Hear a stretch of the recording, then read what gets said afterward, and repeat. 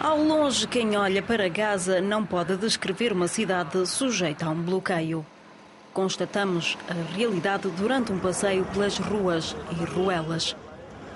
Nesta estreita faixa costeira, situada entre a península do Sinai e Israel, vive 1,5 milhão de pessoas. A maioria sofre na pele a pobreza e o desemprego. Abu El Arab vive em Gaza e a única ocupação que tem é esperar pela ajuda humanitária distribuída pela Agência da ONU para os Refugiados Palestinianos.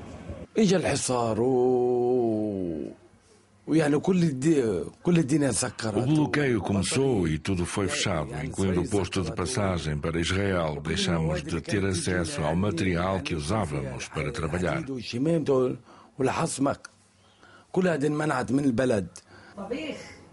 De cada vez, Abu El Arab e os 5 membros da família esperam 3 meses para conseguir comida e outra ajuda humanitária.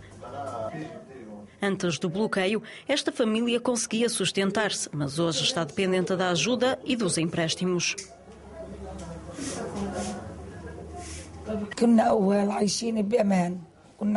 Antes vivíamos em segurança e tínhamos recursos financeiros. Os bancos estavam abertos e o dinheiro era transferido para Gaza.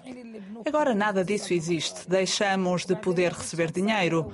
Tudo o que tenho é uma senha de racionamento para um saco de farinha, uma garrafa de leite e uma travessa de carne.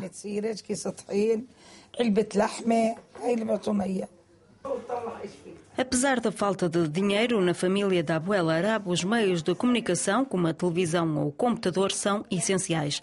São a janela que mantém aberta para o mundo e o único meio para vencer o bloqueio e a pobreza. Segundo as organizações dos direitos humanos, o cotidiano dos habitantes de Gaza para conseguir ajuda não é fácil.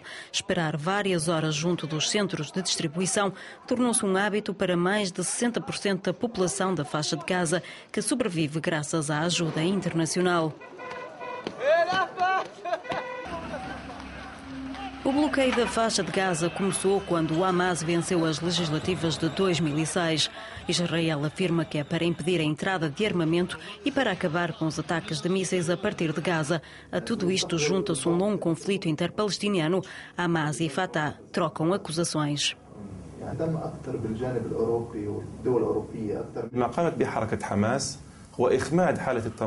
O que Hamas fez foi acabar com a rebelião do Fatah contra a democracia e a legitimidade.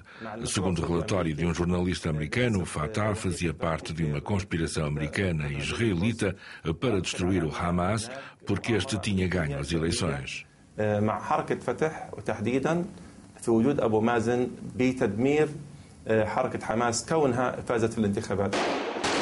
A população de Gaza pagou a fatura da divisão palestiniana. Hoje está presa entre Israel, que impede a entrada de combustível e outros bens, e as autoridades egípcias, que recusam manter aberta de forma permanente a passagem de Rafah.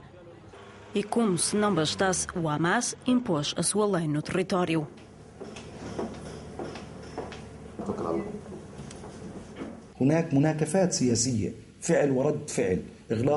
Há um conflito político, há ações e reações, organizações que foram fechadas, houve ataques às liberdades civis.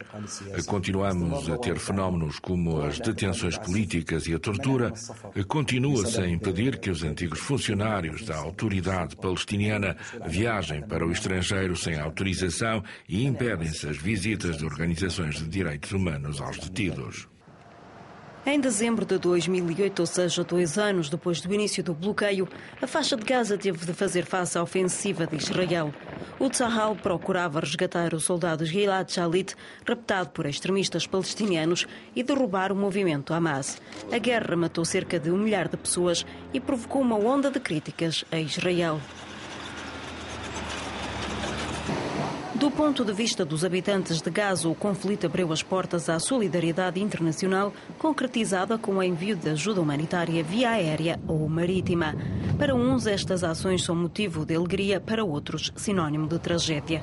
É o caso do que aconteceu em maio.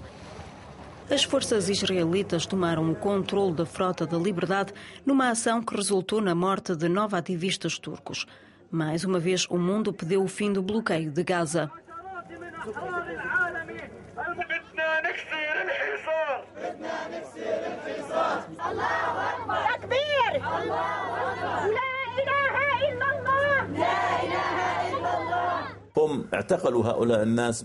Eles prenderam as pessoas em águas internacionais, sequestraram os barcos e a ajuda.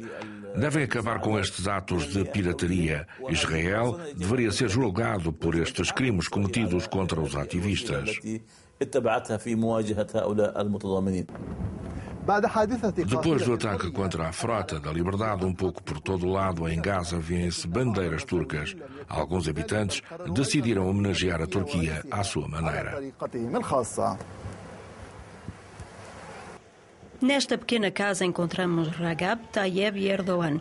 Não se trata do primeiro-ministro turco, mas de 3 crianças. O pai, Abu al-Assam, mudou-lhes o nome depois do chefe do governo turco ter exigido o fim do bloqueio.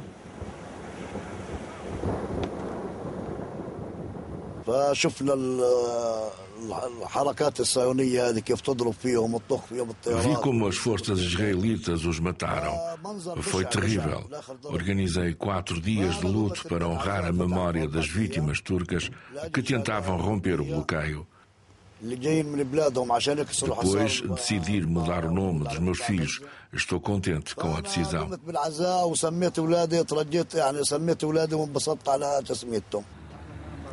Com o bloqueio, os túneis tornaram-se elementos primordiais em Gaza.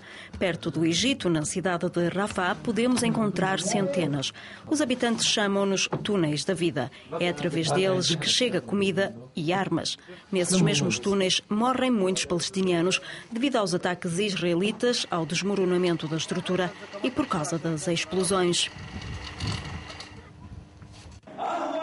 O bloqueio da faixa de Gaza contribui também para o desenvolvimento de grupos extremistas que se inspiram na ideologia da Al-Qaeda. Não foi preciso muito tempo para que esses grupos desafiassem a autoridade do Hamas e declarassem a criação do Emirado Islâmico em Gaza. O Hamas reagiu e, em 2009, após confrontos sangrentos, eliminou os líderes dos grupos radicais. Face às críticas e pressão internacionais, Israel decidiu nos últimos dias aliviar o bloqueio à faixa de Gaza. O Hamas e diversas organizações palestinianas e internacionais exigem a abertura do território. Entretanto, os habitantes, como Abu al-Arab, passam o tempo a olhar o horizonte à espera de ver uma frota que traga com ela a esperança num futuro melhor.